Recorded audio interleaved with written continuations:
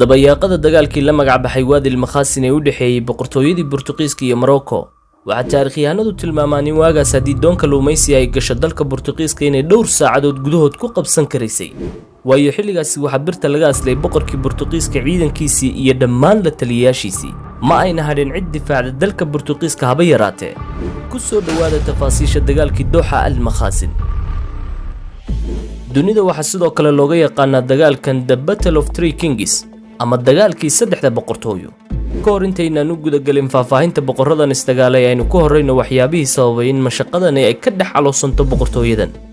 intii lagu guda jiray qarnigii 16aad ee miilaadiga waxa maamulkii dawladda Cuthmaaniyiinta uu ku baahay guud ahaan dunida Carbeed iyo meelo badan oo caalamka ka tirsan balse waqooyiga xeebta ee qaaradda Afrika ayaa ka caaganaa maamulkaasi waxaana iskood u dhisteen boqortooyo xilka kala dhaxasho oo siyaasadu gooniya ku qotanta heshiisyo ayay la saxeexan jireen dawladda Cuthmaaniyiinta iyo sidoo kale wadamada reer Yurub gaar ahaan dalalka Boortaqiiska iyo Spain bartamaha qarnigii 16aad waxa geeriyooday ugaaskii boqortooyada Saacdiya oo ka taagneed halka ay imika dawladda Morocco ka dhisan tahay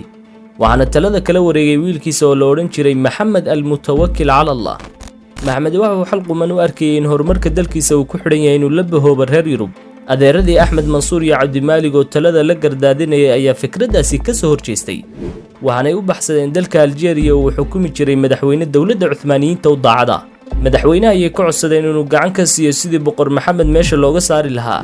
ciidamo tiro badan iyagoo hogaaminayay ay duulaan ku qaadeen boqor Mutawakkil ala Allah halkaas oo ay ugu dambeyn ku jabiyeen firxadkiisina uu galay magaalada Marrakesh waagaas waxa talada boqortooyada dalka Boortaqiiska ku soo booday boqor lagu magacaabo Sebastian oo ku riyoonayay in awoodda maamulka ee dalkiisa uu gaadho guumaysiga dawlado badan taagdaradii ku timid boqorkii xididada loo siibay ee Maxamed Mutawakkil ayaa yididiilo kartiyeed uga soo muuqatay isbeddelka dalka Boortaqiiska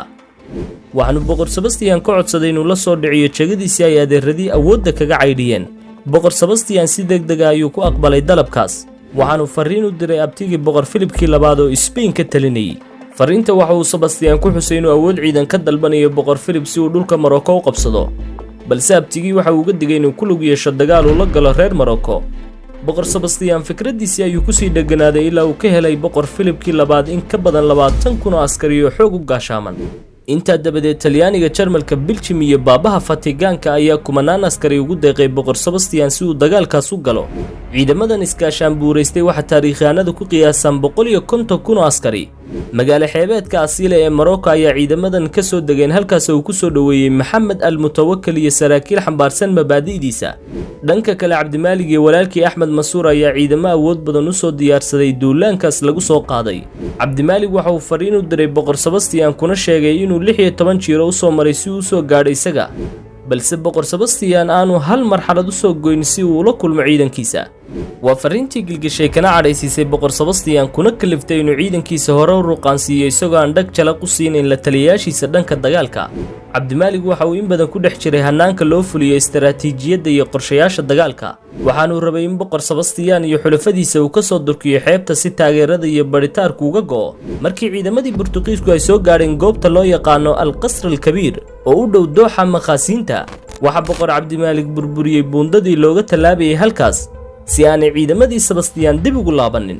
arinta la yaabka ahayd ayaa waxay tahay in boqor Cabdimaalig uu la ildarnaa xanuun aan daawo lahayn subaxii dagaalkan uu ku geeriyooday gudaha taandhadiisa walaalkii Axmed Mansuur ayaa arintani ka qariyay ciidanka si aanay u niyad jabin waxaanu ku dhawaaqay inuu isagu dagaalka hogaaminayo xasuuqii abid ugu xumaa ayuu u geystay ciidamadii la soo dhoobdhoobay ee kala jinsiyadaha ahaa magaca Boortaqiiskana sitay boqor Sebastian iyo dhammaan saraakiishiisii boqortooyada ayaa ku geeriyooday dagaalka dhanka kale boqor Maxamed Mutawakkil ala Allah ayaa ka fardhaday goobta dagaalka waxaana laga helay meydkiisa webiga ciidamada Morocco ayaa deegaanada dalkooda oo dhan ku wareejiyay meydka Mutawakkil oo la jiiday si uu tusaale ugu noqdo qof kasta oo khiyaamo wadankiisa dagaalkanina waxa uu galaaftay nolosha 3 boqor Sebastian Cabdimaalig iyo Maxamed Mutawakkil shabkii Boortaqiiska ee dagaalka waxa uu horseeday inuu hoos u dhaco awoodii guumaysi ee uu lahaa faa'iidada ugu badanna waxa ka dhaxlay dalka Spain oo goobo badan ay u soo gacan galeen boqortooyadii al-Saacdiyana waxa boqor ka noqday boqor Cabdimaalig walaalkii Axmed Mansuur haddaba daawade muxuu yahay masiirka sugayo qof kasta oo khiyaamo wadankiisa xagga hoose nagu reeb faaladaada muuqaalkana la wadaaga asxaabtaada naguna soo biir